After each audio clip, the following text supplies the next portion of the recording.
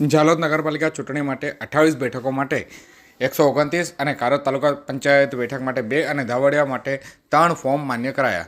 આ તારીખ 3/2/2025 સોમવારના રોજ સાંજે 6 વાગે મળતી માહિતી મુજબ 33 ઉમેદવારોને નગરપાલિકા ચૂંટણી દરમિયાન જે ફોર્મ ચકાસણીના અંતિમ સમયે અમાન્ય કરવામાં આવ્યા છે.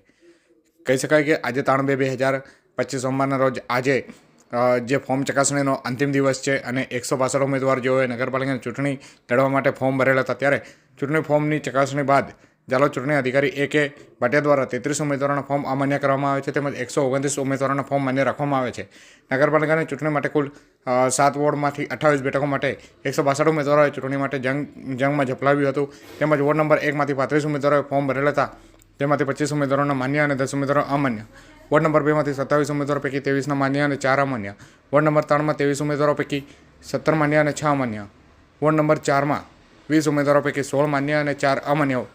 વોર્ડ નંબર 5માં 17 ઉમેદવારો પૈકી 15 માન્ય અને 4 અમાન્ય. વોર્ડ નંબર 6માં 31 ઉમેદવારો પૈકી 27 માન્ય અને 4 અમાન્ય. તેમજ વોર્ડ નંબર 7માં 7 ઉમેદવારો પૈકી 6 ઉમેદવારોનું ફોર્મ માન્ય અને 1 ઉમેદવારનું ફોર્મ અમાન્ય ઠેરવવામાં આવી છે. હવે આગામી તારીખ 4/2/2025ના રોજ ઉમેદવારોને ફોર્મ ખેંચવાનો છેલ્લો દિવસ હોવાથી કેટલા ઉમેદવારો પોતાનું ફોર્મ ખેંચે અને કેટલા ઉમેદવારો કોના સામે ટકરાશે તે જોવું રહ્યું. તેમજ જે તાલુકા પંચાયતની બેઠક છે તેમાં કારડ તાલુકા પંચાયત બેઠક માટે કુલ 4 ફોર્મ ભરાયા હતા, જેમાંથી 2 ફોર્મ રદ કરવામાં આવે છે, 2 ઉમેદવારોનો ફોર્મ માન્ય કરવામાં આવે છે. તે જ રીતે ધાવડિયા તાલુકા પંચાયત બેઠક માટે 6 ફોર્મ ભરવામાં આવ્યા હતા, જેમાંથી 3 ફોર્મ રદ થયા છે અને 3 ઉમેદવારોના ફોર્મ માન્ય કરવામાં આવ્યા છે. મેન્ડેટ તેમજ ટેકેદારો ન હોવાના કારણે ફોર્મ રદ કરાયા હોવાનું જાણવા મળ્યું છે.